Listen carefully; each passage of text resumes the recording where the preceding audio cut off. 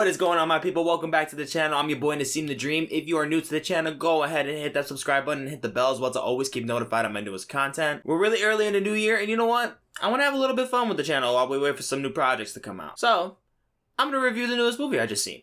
I'm going to review Netflix's newest movie, Don't Look Up. This is a brand new Netflix film directed by Adam McKay, starring Academy Award-winning actors Jennifer Lawrence as Kate DiBiase and Leonardo DiCaprio playing as Dr. Randall Mindy. Before I go any deeper in the review, I want to let y'all know I'm doing a spoiler review, so spoilers. So if you haven't seen the movie, go watch the movie, then come back. Commencing in the story about two astronomers discovering a life-threatening comet heading towards Earth and attempting to warn the people on Earth in hopes to stop the world from utter perish. So Kate DiBiase, who is a PhD student that's going to school at Michigan State University, discovers the comet through her telescope and immediately tells her professor, Dr. Randall Mindy. After the two talk about what she's seen through the telescope, the two made the very clear conclusion that there is a comet the size of Mount Everest coming straight to Earth and will destroy humanity. So of course the two are like freaking out at this point and are like, alright, well we gotta tell somebody this, like the Earth's gonna fucking perish, like we're gonna fucking die. So then their first choice becomes to seek the White House and actually get lucky enough to actually get invited to let them know the news. I also thought it was funny while the two were waiting in that waiting room and they actually seen right across from them Ariana Grande, but who played a totally different name of a pop star. They then get to see the President of the United States, who's played as Meryl Streep, and also playing as her chief of staff, who is also her son in the movie, Jonah Hill. The two pretty much make their story pretty clear. They tell the president as like, okay, this comet is coming. We are gonna die if it hits the planet. We need to do something. The influences behind this movie really seem like they're taking from the current pandemic that we're going through with COVID-19. But in reality, the real influences going into this film was because of climate change. And the thing about this movie is that they play real life elements when it comes to the politics and the misconceptions, the misinformation, and the greed. They pretty much take all of it that we really see in reality to this movie. And then the understanding with the higher powers in the politics region with this movie, they pretty much don't care, like how they pretty much wouldn't in real life. The president literally tells them to sit tight and assess. Sit tight and assess? Even to mention when they said initially in the White House that there is 100% chance that if that comet hits the planet that they will all die, they were like, we don't like that. How about like a 97.6 or something like that? Give us some kind of hope. Like, there is none if we don't do anything. Are you stupid? It is so hilarious when it comes to Jonah Hill's character and Jennifer Lawrence's character whenever they mash against each other and they just always banging heads. I thought it was so funny whenever they would bring like the arrogance versus the smart kind of complex. Both of them really carry the potency when it comes to the comedy in the movie. So they're both like, okay, they're not gonna listen to us right now. We gotta go tell somebody else. So then they decide to go see some journalists at the Daily Rip. It's more so like a modern replica when it comes to like a typical modern talk show. So the two hosts on the show are Tyler Perry and Cate Blanchett, which I do think the two really play off each other very well. I mean, they were both very funny and very corny at some times. I really thought that that's kind of how that character should have been. As we progress in the film, we kind of get a little bit more character when it comes to Dr. Mindy and Katie. Katie's more of like the smarts, but like she's still like a normal typical student. But then Mindy is just like hysterically awkward and he just gets super nervous. He's on medications. He's just he's an oddball. He's an oddball guy. The panic attacks he was having right before he's going on the show is just like, it cracked me up. I really thought he did good. But once they go on there and they tell him the same thing, they tell him, hey, we discovered this comet that will destroy the planet. We need to do something about it or else we're gonna die. And they still don't take it serious. They're all like making their little corny jokes. And then all of a sudden Katie just snaps. She's like, did you just hear a fucking word we just said?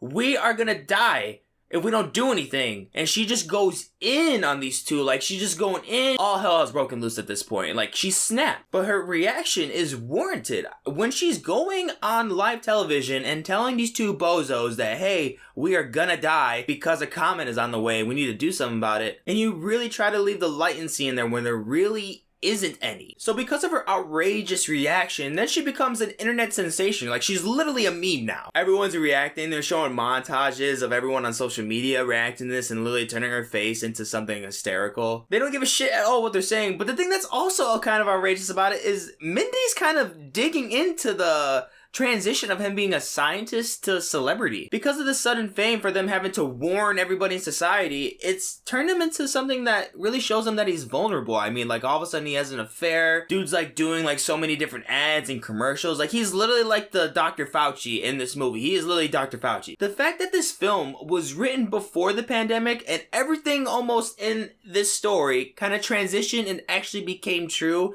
is hysterical. Then eventually in comes help from Peter Ishwell, a tech billionaire whom is the CEO of a company named Bash, which is basically a dude that's like a mashup of all these tech billionaires in the modern world, like Jeff Bezos, Bill Gates, Steve Jobs. To me personally, I see more as like a bogus Tony Stark that can't fight for shit. So then this guy is supposed to be like another hope in like creating some kind of tech that will stop this comet. As it progresses through the movie, there are some really genuine, hilarious moments in it, and also some really dark ones too. And then all of a sudden, they fill in the narrative that there's riches on this comet, and they're considering it to hit the planet so they can get the riches. They're considering letting a comet that's the size of fucking Mount Rushmore to fucking hit the planet so they can get the riches.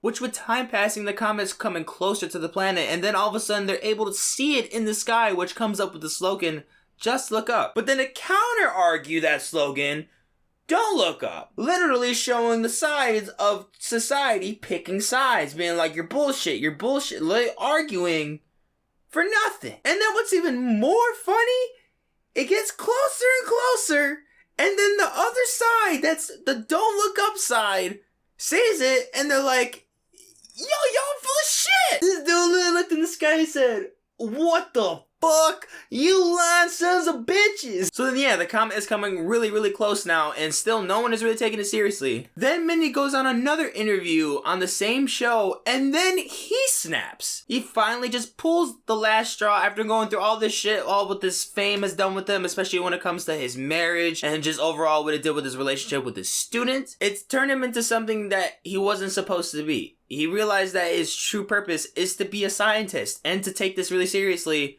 and get to the damn point. Which is pretty obvious, pretty expected, but dude, Leo destroyed this scene. The way when he just totally went from 0 to 100 was so fucking quick. That was some pure talent right there, bro. My guy. What? My guy. Leo DiCaprio, 10 out of 10. Come on, clap it up, clap. And of course, Dr. Mindy and Katie, they know that their fate is coming. Like, they know that they're fucked. So, they're spending their last days how they want to. Katie all of a sudden becomes married to Timothy Clemente, which was fucking hilarious, but I loved it. And then Dr. Mindy redeems himself by making amends with his wife and fixing everything and seeing his family, eating with his family, and they're all sitting down. It's like a nice moment. So then it finally gets to the point where it's like, alright, it's now or never. Then they get word from Russia that when they try to send missiles off to the comet, yeah, they all malfunction. Like, none of them even really reached the atmosphere. They all literally exploded. Third world countries failed. Now I guess it's up to us. And during all this, we're seeing Ishwarel's plan go into effect when he's sending these drones, 24 of them I believe, to go destroy this comet. 4 of them didn't even make it all the way to the atmosphere. Literally got destroyed before it even made it there. And the ones that did made it to the comet didn't even destroy the comet. And they're looking at you like, wow, we're fucked right now. Like, we're fucked. So then yeah, at this moment when you see his plan not go into effect, you're like, alright, there's gotta be some kind of last hurrah, last heroic moment to happen to destroy this comet, or maybe if it hits, it actually doesn't do anything. That doesn't happen. Literally everybody dies. Literally the planet is destroyed. They died. Literally the meme ending that you tell somebody as a spoiler saying everybody died in the movie. Oh, everybody died in the movie. But yeah, the president and then the CEO of Bash, they make it with their little rich group to a different planet. And then what's even more funny, when they get to that uncharted planet, there's like these different species that they obviously never seen before.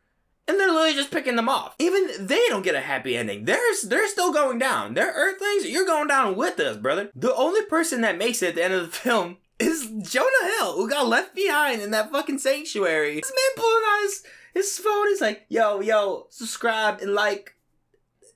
Anybody there? I only had a few minor problems with the film. Some of them are more with the large text added to some of the scenes, like making attempts of like some kind of punchline. It didn't really hit for me. I think it would have been a lot better if they just kept with the humor that their actors were really pushing off. I mean, they were really being genuinely funny with their lines. Like, I really thought the writing with their lines were pretty decent. The thing I like about this film is that it didn't get a happy ending because it didn't deserve one. They did all they could to warn society about this comet coming to the planet and literally threatening their existence. They gave a shit at the last minute. They're like, oh shit, it's real.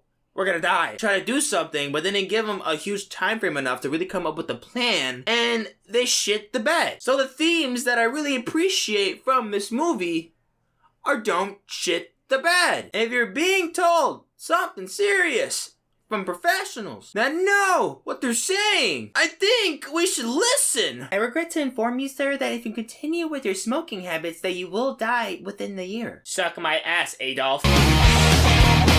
These motherfuckers deserve to die.